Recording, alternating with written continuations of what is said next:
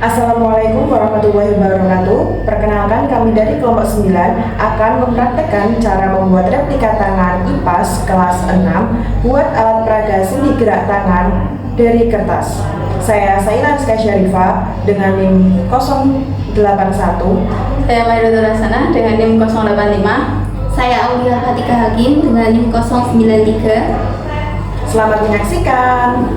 Alat dan bahan yang dibutuhkan yaitu yang pertama, 1 lembar kertas buffalo, yang kedua, alat tulis seperti spidol dan pensil, yang ketiga, 1 buah gunting, yang keempat, 5 batang sedotan plastik, yang kelima, 1 rol benang, yang keenam, 1 buah selotip, dan yang ketujuh, 1 buah lidi. Langkah percobaannya sebagai berikut.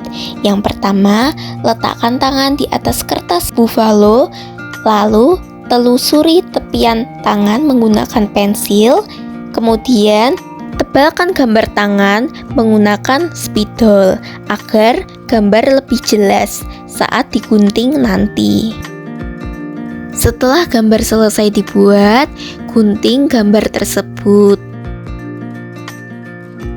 Selanjutnya, menggunting sedotan. Yang pertama, gunting sedotan sepanjang ruas jari sebanyak 14 buah. Yang kedua, gunting sedotan sepanjang telapak tangan sebanyak 5 buah. Yang ketiga, gunting 1 sedotan untuk ditempelkan di pergelangan tangan.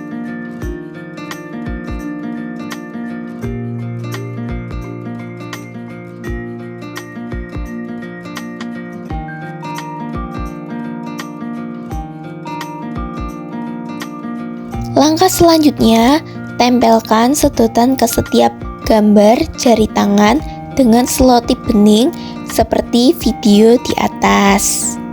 Sebagai tambahan, tempelkan 1 sedotan ke pergelangan tangan menggunakan selotip bening.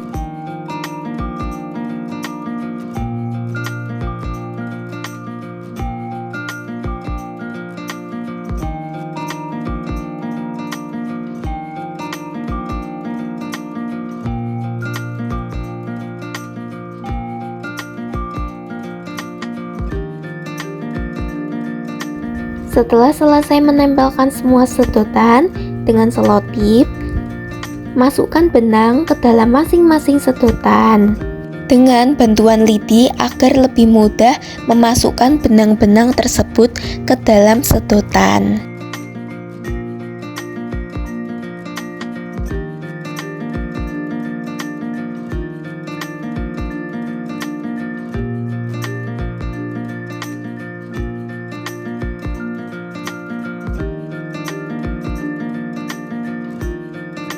Jangan lupa selotip benang di setiap ujung jari agar benang tidak lepas.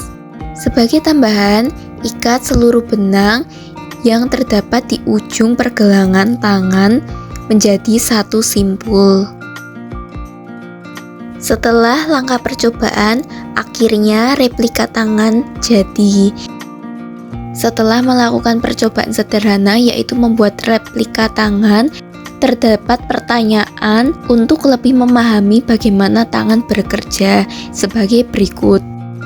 Pertama, apa fungsi sedotan dalam percobaan ini? Fungsi sedotan dalam percobaan ini adalah untuk menghubungkan bagian-bagian dari replika tangan sehingga dapat berfungsi seperti tendon dalam tangan manusia. Sedotan memungkinkan pergerakan fleksibel saat ditarik atau ditekan.